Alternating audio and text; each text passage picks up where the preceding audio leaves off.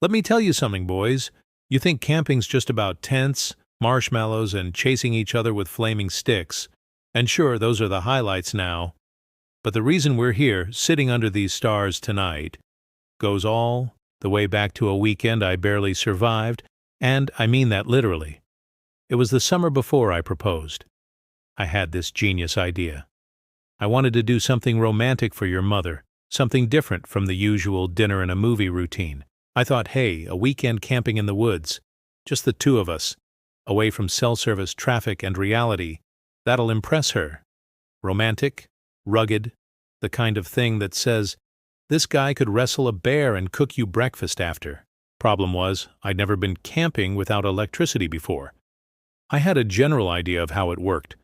Tent, fire, sleeping bags, and some form of granola-based nutrition. I borrowed most of the gear from a friend whose idea of outdoorsy involved tailgating in a parking lot. What he gave me smelled like it had been stored inside a ferret's shoe. The tent was stained and bent at weird angles, and the zippers were about as trustworthy as a $3 umbrella. The cooler had no lid, just a bungee cord strapping it closed. The sleeping bags were thinner than a beach towel, and the camp stove only lit if you threatened it. But I packed it all with great enthusiasm and the misplaced confidence of a man who'd watched 3 survival videos online. We drove upstate, found a spot off a trail that looked decent enough, a little clearing next to a babbling creek, birds chirping, rays of sun filtering through the trees like a postcard. Seemed perfect. I felt like I was winning the boyfriend Olympics. It started going sideways around the time I set up the tent. I couldn't figure out which pole went where, and one of the elastic cords inside the poles had snapped, so every time I got one half in place, the other would whip around like a deranged fishing rod. Your mom offered to help, but I turned her down. This was my moment to shine. After about 45 minutes of struggling, cursing under my breath, and stabbing myself in the thumb with a tent stake, I had a structure that vaguely resembled shelter. It leaned to one side and flapped with the wind like a haunted house in a cartoon, but it stood, technically. Then came the fire. I'd brought matches, but they were damp. The lighter ran out of fuel halfway through its first wheeze, so I did what any resourceful man would do. I burned a sock. Mine. It was mostly cotton and surprisingly flammable, which isn't something you want in footwear. I stacked sticks, crumpled paper, used my sock as kindling, and miraculously got a fire going. It smoked like a cheap cigar and smelled like foot, but it burned. I turned to your mom with a proud grin, expecting praise. She just said, "You okay with only having one sock tonight?" It was all still manageable at that point. We roasted marshmallows, made questionable sandwiches out of squished bread and pre-cut cheese, and sipped warm wine out of plastic mugs. I thought, yeah, this is it. This is the kind of thing couples remember forever. Oh, how right I was. That night, everything changed. It started with a rustle. We'd just crawled into the tent, or rather, fallen into it, since the zipper refused to fully open. I kicked my boots off, turned off the lantern, and was drifting toward sleep when I heard it. A low, deliberate, shuffling outside the nylon walls, like something heavy was circling. Your mother whispered, "Do raccoons come out this far?" Raccoons? I scoffed. Please, it's probably just a chipmunk. Then came the clatter, something metallic, being dragged across rocks, followed by a grunt, not a raccoon grunt, something bigger. I unzipped the flap a little and peered out.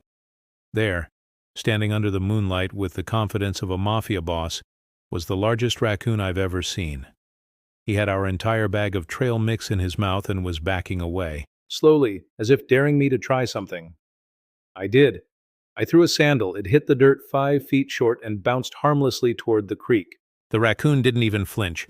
He locked eyes with me, and I swear on everything holy, he hissed and stood taller. Like he'd just leveled up. I tried yelling. I banged a pot. He blinked slowly, then proceeded to flip over our cooler, with one paw like he'd done it 1,000 times. Your mother was laughing, which I didn't think was helpful. I decided I had to reclaim our food. This was survival. This was pride. So barefoot and filled with misplaced testosterone, I charged. I chased the raccoon into the brush, He dropped the trail mix and scurried away, leaving behind a crime scene of paw prints and crushed granola. Victory was mine. For a solid 3 seconds. Then I stepped on a sharp rock, yelped like a kicked goat, and fell face first into the dirt. The raccoon, from a safe distance, watched me with what I swear was smugness. I hobbled back to camp, covered in pine needles and regret, holding a half-eaten bag of trail mix like a trophy. My toe was bleeding. My pride was fractured. The fire had died. Back in the tent, we tried to sleep again, but the zipper jammed wide open, letting the cold creep in. The temperature had dropped faster than expected. Our sleeping bags were thin, our clothes damp with sweat from the day's effort, and I couldn't get comfortable. Somewhere around midnight it started to drizzle, and by drizzle I mean rain sideways. The tent sagged. Water pooled at one end and began soaking into the floor. I offered your mother the dry spot, curled up in the wet end like a drowned possum, and tried to sleep. She told me later I snored like a diesel engine and kicked her twice. By morning, the tent looked like a collapsed souffle. Everything was wet. Our clothes, our sleeping bags, my ego. We packed quickly, eager to get back to the car and civilization. It was only about a mile hike, but the rain had turned the trail to mush. I slipped twice, once landing directly in a puddle that smelled suspiciously like animal urine. Your mother helped me up both times with the kind of patience that's both loving and silently judgmental. Then, with the car in sight, I kid you not, I slipped on a wet rock by the creek, heard a crack in my leg, and went down like a sack of potatoes tossed off a balcony. Pain exploded in my ankle. I couldn't stand, let alone walk. Your mom examined it, poked around a bit, and calmly said, "Yeah, that's broken." I remember lying there, staring up at the gray sky, soaked and shivering, thinking, this is how I die. In the woods. Because of a raccoon and my own dumb ideas. But your mother? She didn't panic. She didn't laugh. She didn't even say, "I told you so." Not yet. She helped me up, hoisted one of my arms over her shoulders, and walked me out.